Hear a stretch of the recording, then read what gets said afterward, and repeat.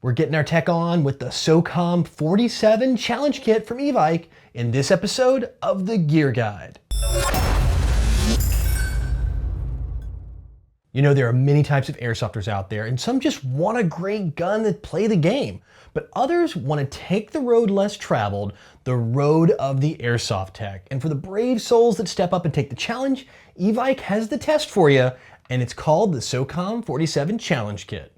Now, for those of you not familiar with the real SOCOM-47, or SR-47 for short, it's an M4 platform carbine that was specifically designed to take AK magazines for special operations missions behind enemy lines where ammo can be short. But for us airsofters, it's a really cool way to have a familiar M4 platform controls, but take advantage of the larger AK magazines and turn some heads on the field at the same time. In the kit, you get an upper and lower receiver, hop-up chamber, and body parts, and this body looks really nice. From the pictorial fire selector labels to the logo and the actual unique serial number, all the finishing on this receiver is top-notch, and it's something you would normally see from really high-quality, expensive kits.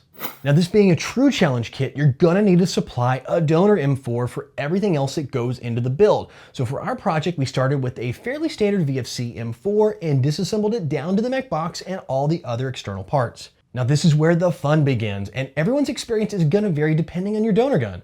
So you're gonna have some modding, some grinding, and some fitting to make everything work with your unique build. Now, on our VFC build, the only external modding we really had to do was to grind the lower receivers in to fit the VFC buffer tube, which was actually pretty minimal, but it may not be needed depending on the brand donor gun you're using. Also note the magazine release spring, which is different on this because it's for AK mags, which is right here behind the mag, needs to be seated very well in the cutout on the receiver, or else you might lose it on the field. But once you get it set right, it's not a big deal. And the only other real quirk here was the hop-up chamber needed to be mated with the mech box before you put the upper on, which is kind of opposite of the way you'd normally do it on an M4. Oh, and make sure you have a trigger guard handy as well, because these things are really tough to take off the donor gun. So it's better just to go ahead and pick up a brand new one to put it on here, because if you try to take it off your old one, a lot of times you'll end up damaging your old receiver.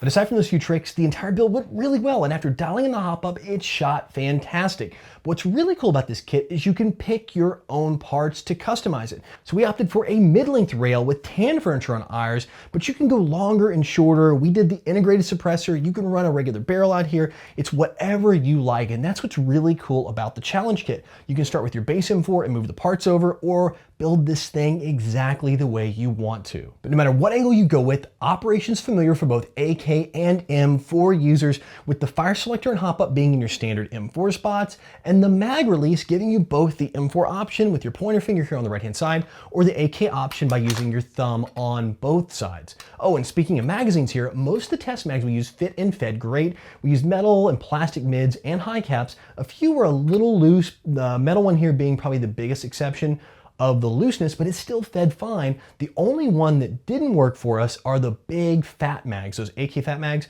They're not gonna fit just because of the design of the AK fat mag and how it would mate here with this receiver. So if you're ready to step up your game and challenge your tech skills, take a look at Evike's top-notch SOCOM-47 Challenge Kit, because once you've conquered it, you'll have an AEG that will definitely turn some heads. All right, guys, that is it for this video review of the SOCOM-47 Challenge Kit. Let us know if you guys are up to the challenge in the comments below and what you thought of the kit, and if you think you could tackle it. Also, don't forget to like and subscribe to the channel for constant updates. Thanks for watching, and we'll see you next time on Airsoftology's Gear Guide.